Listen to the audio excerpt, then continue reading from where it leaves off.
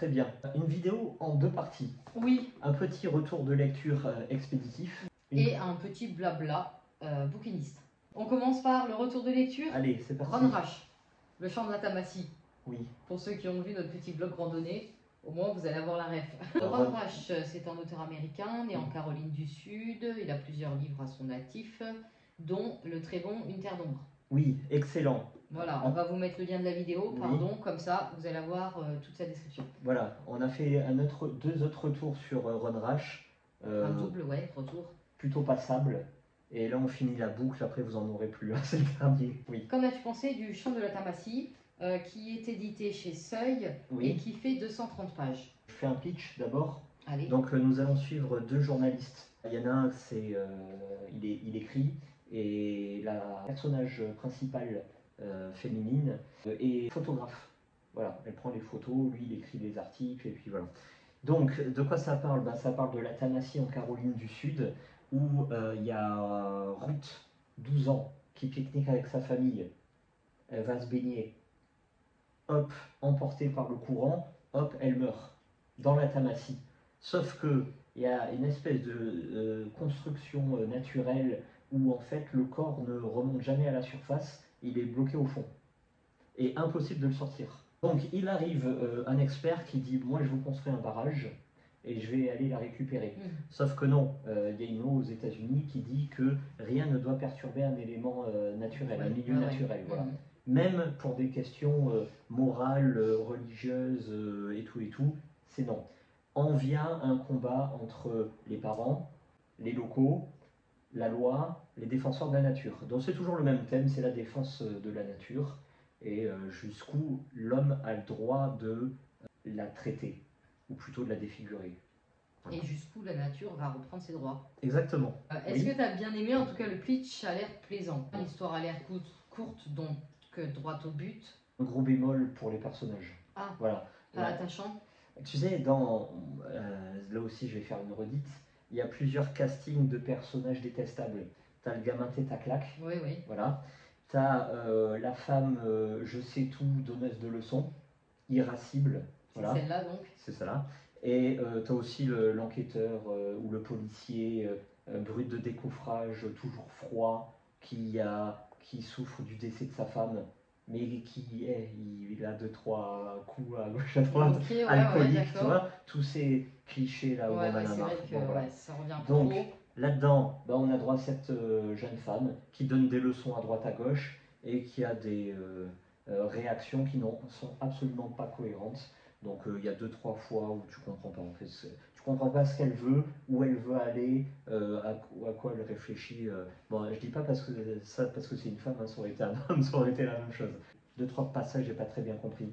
Et surtout, un autre gros bémol, c'est sur la fin, où là aussi, je l'ai répété suffisamment. T'attendais une explosion qui n'est pas venue. Non, c'est pas ça. Ah. C'est que quand tu construis des personnages qui ont des places prépondérantes dans l'intrigue, quand tu ouvres la voie vers des personnages, il faut refermer. Oui. Là, il y a 2 personnages, pas principaux, mais secondaires, pas tertiaires, ni qu'on voit à 2 pages. Non, c'est des personnages qui ont leur importance.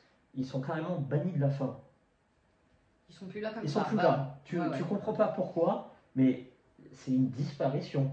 Hein, notamment sur la scène finale, où là, justement, ça finit sur une explosion. Voilà. Et ils disparaissent totalement. Où sont-ils passés? Non, quand tu ouvres, encore tu peux faire une fin ouverte sur l'interprétation et le message, d'accord? Mais tu fais pas des fins ouvertes sur des personnages. Non, un personnage ça a son début et puis ça a sa fin. Donc Ron-Rache, c'est toujours pareil, hein, c'est bon, mais on est à des années-lumière d'une terre d'ombre, hein, vraiment, est-ce que je le conseille? Non. Bon, comme ça c'est... Voilà. Droit au but quoi, après tous les livres ne peuvent pas plaire. Bon, et bien merci à toi pour ce petit ressenti, une note quand même. Ouais, 6 sur 10 quoi. Bon ça va, raisonnable. Donc, on va présenter nos petits achats chez la bouquiniste, avec qui on a pas mal échangé. Oui. Et c'était très plaisant. On a même parlé de Ron-Rache d'ailleurs. Du tripode aussi et de Galmester Totem. Nous avons agrémenté notre collection. C'est parti à toi pour l'honneur. Lance Wheeler, Le cercueil de Job. Moi, le résumé ne me tente pas vraiment. On verra. Non, on est sincère. Hein. Les résumés, on les a pas lus. C'est parce que c'est des Galmester et les couvertures sont belles. J'ai lu. Ah, t'as lu? J'ai lu. Ah oui. Mais c'est vrai que toi, tu lis pas du tout les résumés, alors Ah, tu non, dois non. être franchement des fois surpris. Hein. Oui. Mario Rigoni Stern. L'histoire de Tonle. Ah voilà, tourne-le. Ça Voilà. a l'air suédois ou... Regardez cette magnifique couverture, franchement. Oui, très. Écrivain italien, mais plus que coté et plus que reconnu. Là aussi, c'est un peu comme Romain Rache en Amérique. Tous les prix les plus prestigieux de littérature italienne, c'est pour lui.